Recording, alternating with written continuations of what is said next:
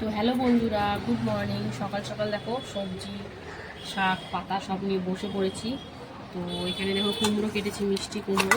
দেখো একদম চাকচাক করে ভাজা হবে, ধোয়া হয়ে গেছে, লবণ হলুদ মাখাবো। এখানে আলু, পেঁয়াজ, টমেটো কেটে জলে ভিজিয়ে রেখেছি। এখানে একটু রসুন ভিজিয়ে রেখেছি, তাহলে কিন্তু রসুনের ছোকলাটা তাড়াতাড়ি উঠে যায়। আর এখানে দেখো এক বাটি আম কেটেছি। আমগুলো হচ্ছে পেকে গেছে, কিন্তু যা টক না, মানে কি বলবো, আম পুরো একদম মানে বিশাল টক। আর কর্তামশাই বাজার গেছিলো, এখানে শাকটাও বাঁচা হয়ে গেছে, কাটবো। তো বাজার থেকে দেখো কি নিয়ে এসছে, চলো দেখাই তোমাদেরকে। এই দেখো চিকেন নিয়ে এসছে, এই গরমের মধ্যে চিকেন। দেখো লেগ পিস দেখেছো, আরেকটা লেগ পিস আছে, এই দেখো। তো চলো, বুঝতেই পারছো আলু কাটা ফাটা দেখেছি, আজকে মাংস হবে। তো দেখো এবারে শাকটা আগে কেটে নেবো, তারপরে মাংস টাংস ধোবো। সব তো হয়ে গেছে, শাকটা কেটে তারপরে মাংসটা ধুলেই কিন্তু কমপ্লিট কাটা কোটা। ও আবার এই রসুন টসুনও ছাড়াতে হবে। তো চলো প্রথমে শাকটা কাটি। তো মাংসটা সাইড করে রেখে দিই, ওগুলো সব সাইড করে রেখে দিই, শাকটা কেটে নিই। শাকটা আমার কর্তামশাই বেঁচে দিয়েছে, আর কাটবো আমি। তো কাটতে পারে, কিন্তু হাত পাত কেটে গেলে আবার বলা যায় না। তো দেখো বন্ধুরা, শাক কাটছি এখন। লাল শাক অনেকদিন পর খাবো, মানে লাল শাকটা আনা হয় না, প্রায় শাক অনেকদিন ধরেই খাচ্ছি না। আবার যখন খাই তখন আমি অনেক খাই। তো বৃষ্টি বৃষ্টি হচ্ছিলো বলে শাক আনেনি কদিন। তো দেখো শাকটা কাটছি, খুব বেশি ছোটো ছোটো করবো না, ধুলে সব উঠে যাবে, মানে চলে যাবে, উঠে যাবে বলছে। আর শাকটা মানে কি বলতো, লাল হবে কিনা সেটাও বুঝতে পারছি না, দেখে তো মনে হচ্ছে না যে ভাজলে লাল হবে। তো দেখা যাক, ভাজার পর বোঝা যাবে। লাল শাক খেতে তোমরা কারা কারা ভালোবাসো কমেন্টে জানাও তো। আমি জানি বেশিরভাগ মানুষই ভালোবাসে লাল শাকটা, আমার তো ভীষণ ভালো লাগে। তাই কর্তামশাই অনেক সবজি এনেছে কালকে, ভেন্ডি, তারপরে কুঁদরি, কুমড়ো, তারপরে আরেকটা কী আছে যেন, মিষ্টি আলু, অনেক কিছু সবজি এনেছে। কিন্তু আমি বললাম তো একটু শাক আনো, শাক খাওয়া হয় না অনেক দিন, তাই শাক খাবো, তাই জন্য নিয়ে এসছে। ওদিকে ভাত বসিয়ে দিয়েছি, আর এইদিকে এই শাকটা কেটেই একে একে সব করতে বসবো।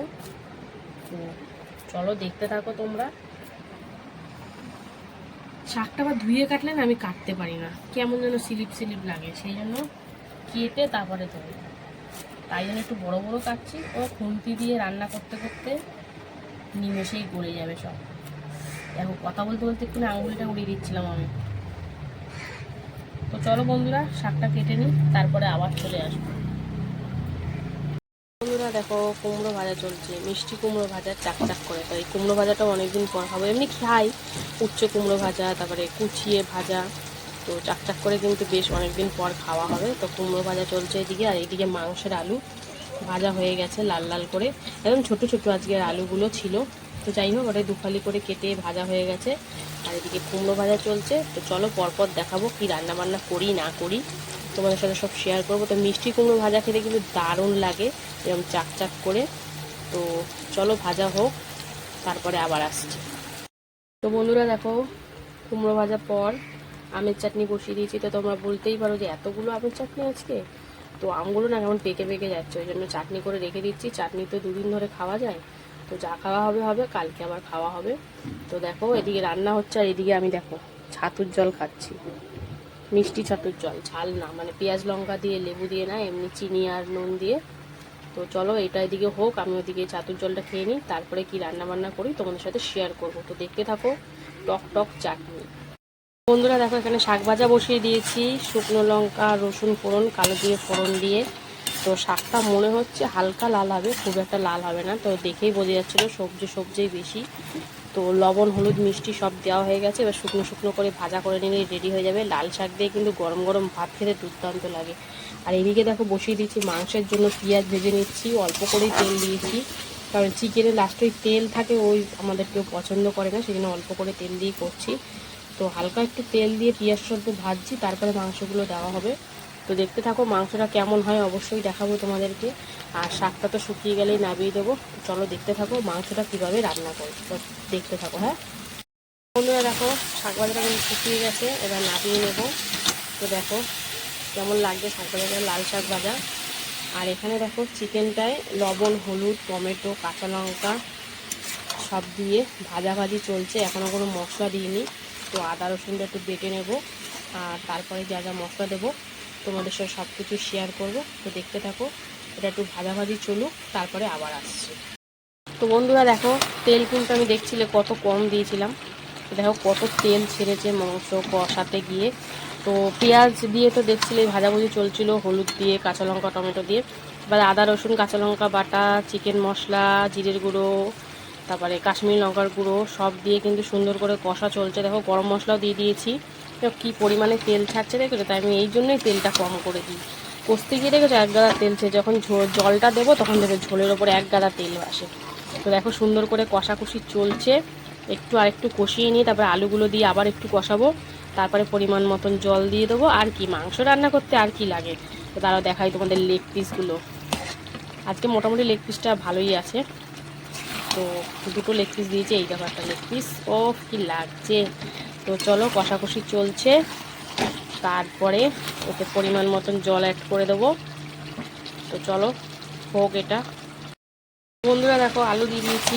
তা আমি কিন্তু এর মধ্যে কোনো রকম শুকনো লঙ্কা বা কাশ্মীরি লঙ্কাগুলো ইউজ করিনি, যা কালার এসছে টমেটো আর ওই চিকেন মশলা দিয়ে কালার এসছে। তো চলো সুন্দর করে কষাকষি হয়ে গেছে। তো এবারে কিন্তু আমি এতে জল অ্যাড করে দেবো, জলটা যে যার মতন অ্যাড করলেই হবে। তো আমি বেশি একটা গাঢ় করবো না, একটু সামান্য ঝোল ঝোল রাখতে হবে। তো দেখো মুরগির মাংস ঝোল ঝোল ভাল লাগে না, কিন্তু কী করা যাবে বলো, সবাইকে নিয়েই তো চলতে হবে। অনেক আমার কর্তামশাই যেমন ঝোল খেতে ভালোবাসে, ও শুধু ঝোল খুঁজবে। তো যাই হোক আলুগুলো তো ছোটো ছোটো তাড়াতাড়ি সিদ্ধ হয়ে যাবে, আর মাংস তো কষতে কষতে প্রায় সিদ্ধ হয়েই গেছে। তো দেখো আর একটু জল দেব, দিয়ে এবার ভালো করে ফুটিয়ে একদম প্রপার কুক হলে তোমাদের সাথে শেয়ার করব। দেখতে থাকো, সাথে থাকো, টাটা। দেখতে পাচ্ছ মাংস কিন্তু ফুটছে টকবক করে, আলু ফালু সিদ্ধ হয়ে গেছে সব। তো এবার কিন্তু নামিয়ে ফেলার পালা, আর একদম তোমাদের সাথে দেখা হবে খাওয়ার সময়, মানে বিকেলবেলা। তো তার জন্য দেখতে থাকো। আর যারা যারা এখনও ফলো করনি, কী করছো তোমরা, ফলোটা করে নাও। তো চলো এখানে ভিডিওটা শেষ করছি, একদম খাবার সময় দেখা হবে। তো টাটা। হ্যালো বন্ধুরা, শুভ দুপুর। তো প্রতিদিনকার মতন কিন্তু দুপুরের লাঞ্চ থালি নিয়ে বসে পড়েছি। তো আজকে লাঞ্চের থালিতে কি কি আছে চলো প্রথমেই দেখে নেওয়া যাক। তো ভিডিওটা প্রথম থেকে শেষ অবধি দেখতে থাকো।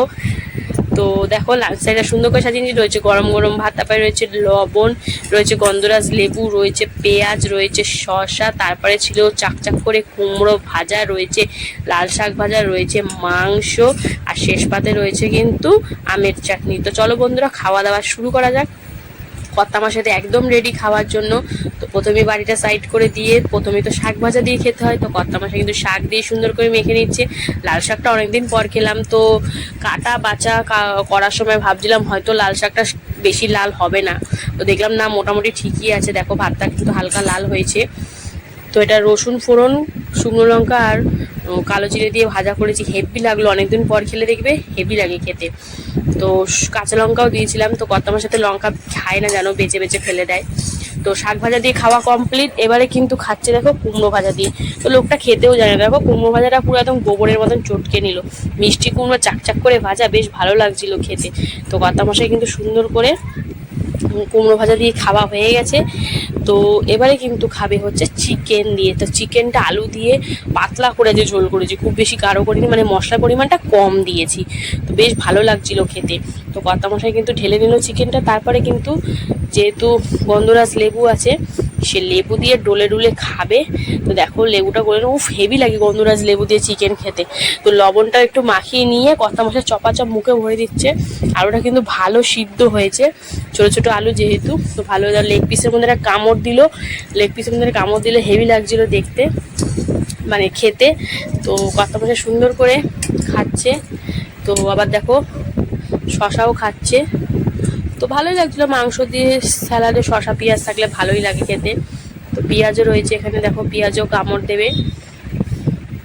মানে সপ্তাহে একদিন মাংস না হলে কি আর ভালো লাগে বলো?